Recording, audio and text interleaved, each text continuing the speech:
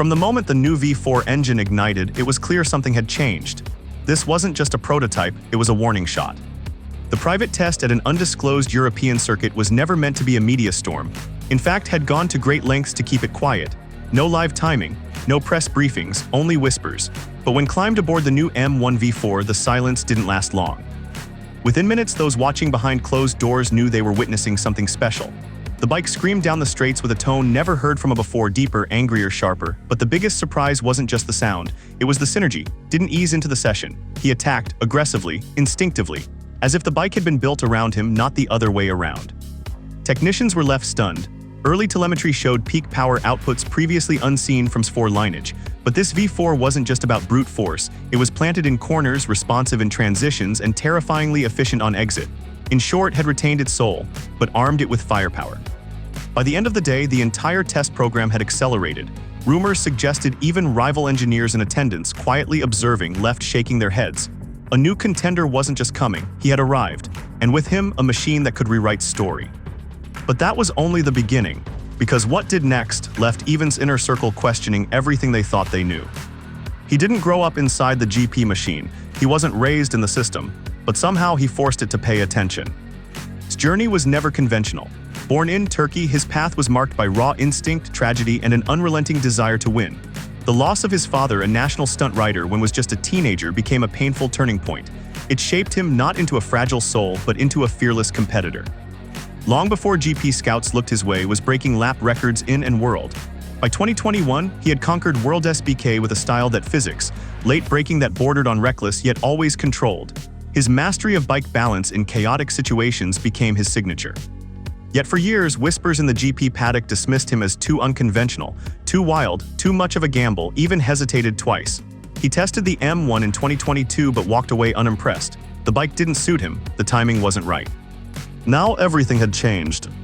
His return to his test program in late 2025 was met with quiet curiosity. No factory contract, no big announcement, just a test with a very different machine. But insiders knew didn't return to participate, he came to disrupt. And that disruption became undeniable the moment the data surfaced. It wasn't the lap time that caused the commotion, it was how fast he reached it. In modern GP, data is everything. Every throttle input, every brake trace, every degree of lean tells a story. And data told one the engineers had never seen before, not on. Observers say he was hitting braking markers a full 5 meters deeper than test riders. And not just once, lap after lap. His corner entry speeds the natural flow of the M1 platform, and yet the bike held. It didn't chatter, it didn't fight him, it submitted. Jack Miller, present during a comparative test session, reportedly reacted with disbelief. "Is this even real?" One mechanic quoted him saying off-record. Telemetry sheets circulated rapidly among teams. Some insiders claimed staff started reviewing their own brake balance maps. His own crew was stunned. The V4 engine had solved straight-line weakness, but its technique exposed something deeper. The bike could now operate at a stress level far beyond what even the engineers envisioned. What scared them most wasn't just the data, it was the timeline. He was doing this within hours, not weeks, not after 3 tests, on day 1. And beneath that quiet garage hum, a louder question began forming. Is this man's future or its biggest internal threat? For years clung to its identity, but to win again, it had to let go of its past. The M1 had always been about flow. 4 gentle throttle arcs, ballet in motion, riders like and built careers on that style, but the grid evolved. Its explosive V4s stormed the straights, followed, KTM joined, and was left outpaced. The new V4 wasn't a tweak, it was a gamble. Designed in secrecy, it was born from desperation. Its engineers were tasked with a near-impossible mission, match power without sacrificing the soul of the M1. Early feedback from factory riders was cautious. Acceleration improved, but agility suffered, then arrived and flipped the script. With his World SBK instincts and fearless braking, he unlocked the V4's dark side, the side built for attack. Engineers say his feedback restructured entire ECU maps overnight. Suspension settings were altered based on his lean angle confidence. Suddenly, a prototype started looking like a race-ready weapon. But not everyone inside was celebrating. Longtime M1 purists quietly questioned the shift. Was this still's DNA or in blue paint? And as that internal debate intensified, just kept going faster. It wasn't one fast lap, it was the metronome that followed. True speed impresses, but consistency terrifies, and that's exactly what delivered. During the final test runs, unleashed a 15-lap simulation at near-qualifying pace. Engineers watching the live telemetry described it as inhuman. The lap deltas stayed within 0.2. There was no tire fade, no drop in aggression, just cold, surgical precision. Physical endurance, untouched. Mental fatigue, invisible. Riders usually grow into a bike, learn it over time, but behaved like the bike had been part of him for years. The braking zones didn't shift, the throttle didn't waver. Crew chief reportedly whispered to a colleague, "We're not just seeing pace, we're seeing race wins." Even more unsettling was how calm remained. No celebration, no drama, just notes, questions about the shock settings, suggestions on power delivery in third gear. This wasn't just a fast rider. This was a rider thinking like a factory leader. And yet, inside the team, calm was giving way to confusion, because his dominance was raising uncomfortable questions, especially for the other riders watching from the outside. In a garage filled with veterans and engineers, no one knew quite what to say. After the final runs, pit box didn't erupt in celebration. There was no shouting, no applause, just silence, a kind of reverent stillness that usually follows something historic. Some engineers huddled near the monitors, others pretended to focus on laptops. But the truth was plain, had just raised the ceiling of what thought the M1 V4 could do, and that revelation stirred something deeper: doubt. Factory riders, long seen as the core of the program, had never produced numbers like this, not this quickly, not with this consistency. Crew chiefs began quietly asking each other, what happens if this becomes the new benchmark? Team managers debated whether to schedule additional private sessions. Rumors hinted that test roles were being reconsidered. Suddenly, names once considered locked in for 2026 seats weren't as secure.